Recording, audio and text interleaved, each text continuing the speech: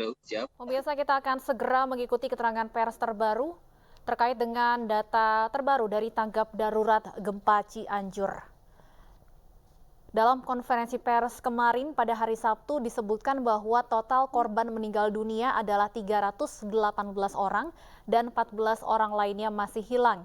Namun informasi yang kami terima dari rekan kami di lapangan bahwa hari ini sudah ada 3 korban yang Enggak, ditemukan, Pak. sehingga Ya, artinya saat ini jumlah korban yang masih hilang atau masih dalam pencarian berkurang menjadi 11 orang. Sementara total korban Ya, siap. meninggal dunia bertambah menjadi 321 orang.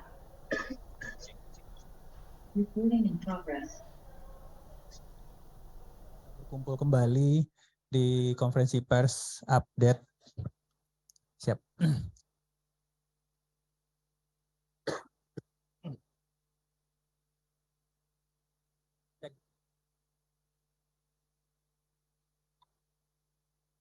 Cek ke dalam, kalau Pak Bupati masih sholat, Pak Asda turun.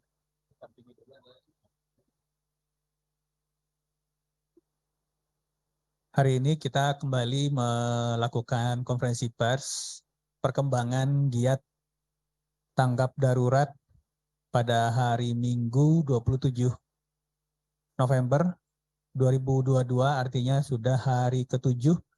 Besok masuk minggu kedua, mungkin ada hal-hal penting, prioritas-prioritas yang akan dilakukan dari kita sudah selesai di minggu pertama, kemudian minggu kedua, bagaimana manajemen pengungsi dan lain-lain, hal-hal yang perlu untuk kita sampaikan ke teman-teman media dan publik serta masyarakat secara umum. Kita dengarkan pada sore hari ini sudah hadir Kepala BNPB, Letnan Jenderal TNI Suharyanto, kemudian Kepala Kantor Basarnas Provinsi Jawa Barat, Bapak Jumaril, kemudian Koordinator Peringatan Dini BMKG, Pak Sigit, dan juga Kapus Kemkes, Pak Rahmat, dan sebentar lagi juga akan bergabung bersama kita Pak Bupati yang saat ini masih sholat asar. Baik, mungkin sementara kita menghemat waktu, mungkin berkenan kita mulai Bapak. Untuk kesempatan pertama, kami mohon perkenan Bapak Kepala BNPB untuk menyampaikan hasil giat tanggap darurat. Mungkin setelah 1 minggu kita bekerja, apa saja hasil-hasilnya dan kemudian bagaimana ke depan langkah-langkah kita selanjutnya. Selamat datang Bapak Bupati. Waktu dan tempat kami persilakan Bapak Kepala BNPB. Terima kasih Pak Kapus Datin Komben BNPB. Bismillahirrahmanirrahim. Assalamualaikum warahmatullahi wabarakatuh. Selamat sore, salam sejahtera bagi kita semua. Salam, Om Swastiastu. Yang saya hormati Bapak Bupati Cianjur, Bapak Kepala Basarnas Provinsi Jawa Barat, Pak Jumaril, dari BMKG, Direktur Peringatan Dini dan Kapus Kris Kemenkes. Ya. Rekan-rekan media sekalian, tadi disampaikan oleh moderator ini sudah hari ke-7. Saya akan menyampaikan kegiatan hari ini hasilnya terkait dengan pencarian dan pertolongan korban. Hari ini ditemukan 3 jenazah. Nanti terkait ditemukannya di mana segala sesuatunya nanti di sini ada Pak Jumaril, nanti silakan rekan-rekan wartawan bertanya. Sehingga di catatan kita semua ya, berarti dengan ditemukannya 3 ini sampai hari ini yang meninggal dunia menjadi 321 orang. Begitu ya. Karena kemudian yang masih hilang kemarin disampaikan 14, karena sudah ditemukan 3 berarti masih ada 11 korban yang masih dinyatakan hilang. Kemudian luka berat yang saat ini masih dirawat di seluruh rumah sakit, baik di Kabupaten Cianjur maupun yang sudah dirujuk ke rumah sakit lain, terdata 108 orang.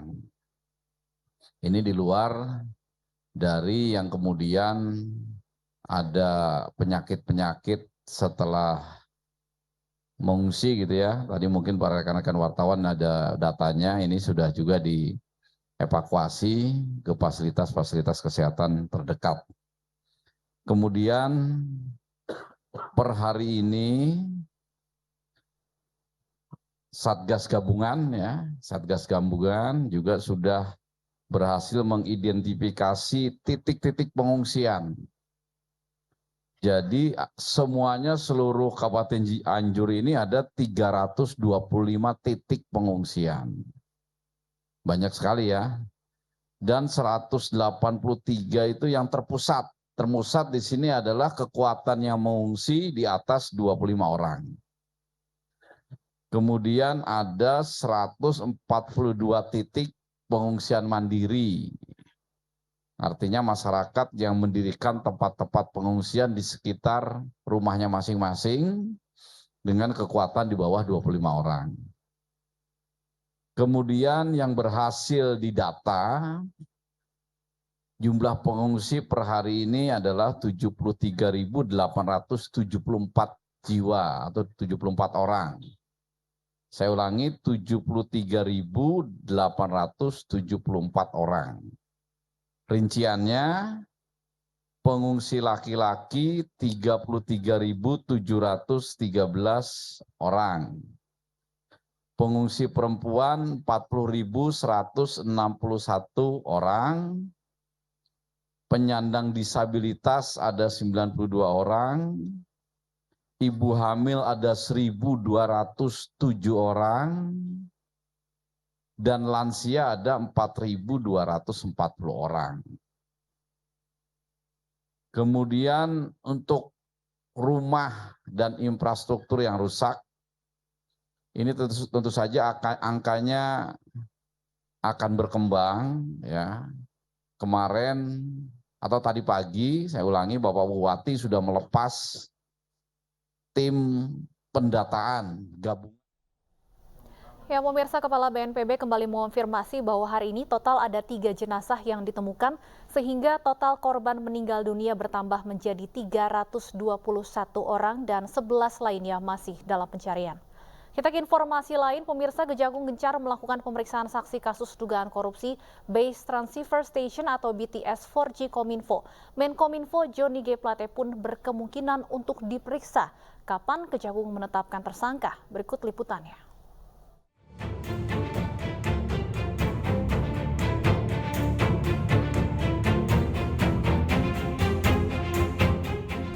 Apakah kemudian Menteri Kominfo juga terjadwal untuk segera diperiksa dalam kasus ini? Siapapun yang menurut pembuktian bisa dijadikan saksi dalam proses pasti akan diperiksa.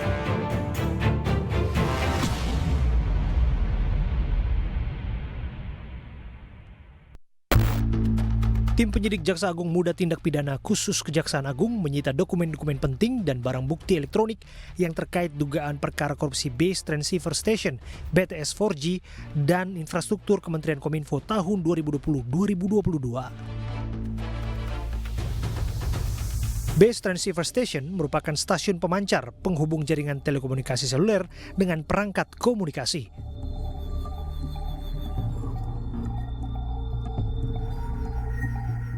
Nilai proyek pengadaan BTS tersebut sekitar 10 triliun rupiah, sementara kerugian negara diperkirakan mencapai 1 triliun rupiah. Awalnya, Badan Aksesibilitas Telekomunikasi Bakti Kominfo menargetkan pembangunan BTS di daerah tertinggal, terdepan dan terluar di tanah air, di antaranya di wilayah Kalimantan, Nusa Tenggara, Sumatera, Maluku, Sulawesi, Papua, dan Papua Barat.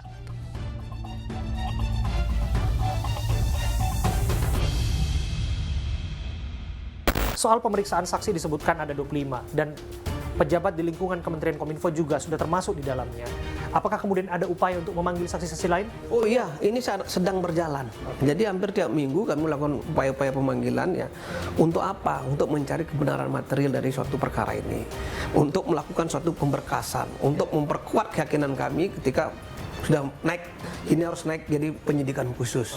Siapa yang harus bertanggung jawab terhadap kasus ini. Saya harus to the point soal ini, Pak Ketut. Apakah kemudian Menteri Kominfo juga terjadwal untuk segera diperiksa dalam kasus ini? Oh, itu kebutuhan penyidik, Mas. Kami nggak ngerti ya. Kalau penyidik ini siapapun yang menurut pembuktian bisa dijadikan saksi dalam proses, pasti akan diperiksa. Ini kan mega proyek sebetulnya ya Pak ya, 10 triliun anggaran, kemudian juga potensi kerugian negara 1 triliun. Bagaimana gambaran kong kali kong, bagaimana gambaran bancakan kasus ini dilakukan Pak Ketut? Nanti itu terangnya setelah penyidikan khusus, Mas. Tapi yang jelas tadi kan modus tadi sudah saya sampaikan bahwa terjadi markup, harga itu. Jadi potensi itu lah. Yang kedua, yang kedua ada pekerjaan yang tidak selesai. Pekerjaan yang belum selesai. Ya, ada transmisi yang tidak berfungsi. Nah, itu loh. Ini kan proyek 2020 sampai 2022 gitu ya Pak ya. Nah saya harus tanya juga ini Pak, mengapa harus sekarang diselidiki kasus ini? Kan begini, pertanggungjawabannya harus selesai dulu. Kalau belum selesai nggak bisa kita masuk. Gitu, berarti proyeknya belum selesai, Mas, gitu loh. Ini masih dalam proses. Kapan kira-kira tersangka akan segera digelar oleh penyidik Jampitsus, Pak? Ini proses sedang berjalan. Jadi media harus bersabar, masyarakat harus bersabar ya. Nanti ada waktunya kita sampaikan ke media. Belum kita nanti pemeriksaan terhadap alih-alih. Oke. Nah, ini yang memerlukan waktu yang memang cukup panjang. Jadi harus bersabar. Jadi perkara korupsi ini bukan perkara mudah. Jadi nggak bisa cepat. Tepat ya, tapi cepat jangan. Soal direktur yang sudah diperiksa, ada 4 direktur. Saya dengar baru-baru ini kan diperiksa itu Pak dari perusahaan vendor itu. Nah, akankah kemudian direktur-direktur ini juga akan diperiksa kembali dalam waktu dekat dan kemudian akan pertanggungjawabkan perbuatannya? Begini, pasti itu akan diperiksa kembali. Ya, untuk memenuhi berkas perkara nanti ketika penyidikan ini sudah mulai ke penyidikan khusus. Ini masih penyidikan umum, jadi siapapun itu bisa diperiksa sekarang. Satu orang itu bisa berkali-kali loh, Mas. Bisa sampai 5 kali loh diperiksa. Oke. Itu loh. Dan sampai sekarang itu belum bisa dibuka kepada publik apa peran-peran mereka? Belum, karena ini masih penyidikan umum. Nanti kalau sudah penyidikan khusus, tentu saya panggil lagi Mas Ilawan di sini. Jadi yang jelas clear di situ ya. Nggak pandang bulu, Kejaksaan Agung akan panggil siapa saja yang terlibat. Ya, Tidak hanya perusahaan swasta, pemenang vendor, termasuk juga pejabat buat komitmen, termasuk Semuanya. apabila diperlukan orang nomor 1 di lingkungan kementerian. semuanya itu komitmen kami kan. Kalau perkaranya nanti bisa setengah-setengah kita, hasilnya juga setengah-setengah. Kalau penyidikannya setengah-setengah, penuntutan juga setengah-setengah. Jadi penyidikan yang baik itu menghasilkan penuntutan yang baik, Mas. Itu dia dari Pak Ketut Sumedana, Kapus Penkum Kejaksaan Agung Republik Indonesia. Terima kasih Pak Ketut. Terima kasih, Mas. Terima kasih atas waktunya kepada Sampai kami jumpa memberikan kembali, ya. informasi. Siap.